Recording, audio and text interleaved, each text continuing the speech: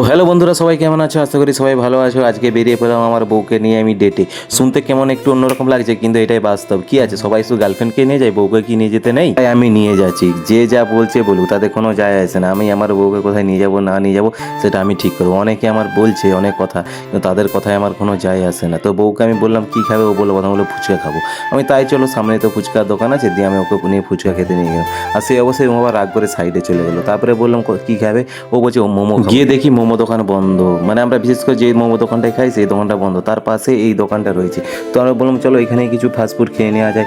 ওম বলছে আমি এখন ললিপপ খাবো। আমরা ললিপপ তো নিলাম, এখন আমরা চিকেন ফিঙ্গার আর একটা চিকেন কাটলে নিলাম। এটা নিয়ে আমরা দুজনে খাওয়া শুরু করলাম।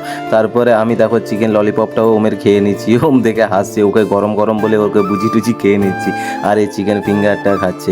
তারপরে আমরা ওখান থেকে বিরিয়ানি দোকান চলে গেলাম। ও বলছে বিরিয়ানি খাবো। এখন বিরিয়ানি দোকানে গিয়ে দেখছি এখন বলছে আমি এখন বিরিয়ানি খাবো না, বাড়ির জন্য পার্সেল করলো। আমরা বলছি বাড়ির জন্য পার্সেল করবো শুধু আমাদের জন্য, চলো বাবা মাও তো আছে, ওই জন্য 4টা আমরা পার্সেল করে নিয়ে আমরা ওখান থেকে আবার বেরিয়ে পড়লাম। এখান থেকে আমরা বাড়ি চলে যাব। কিন্তু তারপরে ওম বলছে বাবা আমি ধোসা খাবো। আমি বলছি আবার ধোসা খাবো, এখন আমরা পেটে থাকবে না। তারপরে আবার আমরা ধোসা খেতে চলে গেলাম। এই দোকানে আমরা খাই। এই দোকানটাও অনেক ভিড় থাকে, কিন্তু আমরা অফ টাইমে গিয়েছিলাম বলে অতটা ভিড় ছিল না। কিন্তু এই দোকানে আমরা যেইটাই খাই আমাদের খুব ভালো লাগে। ও আসার পরে একটা চকলেট নিয়ে নিল। তারপরে আমি অর্ডার দিলাম দই বড়া দোসা, কারণ এই দোকানটাকে আসলে আমাকে দই বড়া খেতে যাবে। আমার দই বড়া এখানে বিশাল ভালো লাগে। আশা করি পুরো মেদিনীপুরের মধ্যে এর কাছে 1 নম্বর দই বড়া, দারুণ লাগে, একদম সুপার। আমরা যখনই আসি দই বড়া আমাদের কাছে কমন।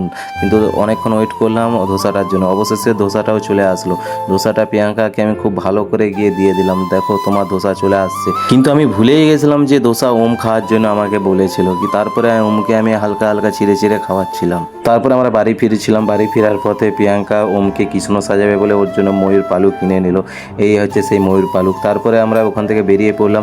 সামনে ওমের জন্মদিন আছে। ওমের জন্মদিনে প্রিয়াঙ্কা এবারে হচ্ছে অন্যরকম ডেকোরেশন ভেবেছে, তার জন্য ও মাটির কিছু পাত্র নিয়ে নিল। তারপর আমরা বাড়ি ফিরে গেলাম। অত কিছু খাওয়ার পর আর কিছু খাওয়ার ইচ্ছে ছিল না, অনেক রাত করে আমরা দুজনে মিলে খেয়ে নিয়ে ঘুমিয়ে পড়লাম। Tata bye bye, next blog আবার আসছে।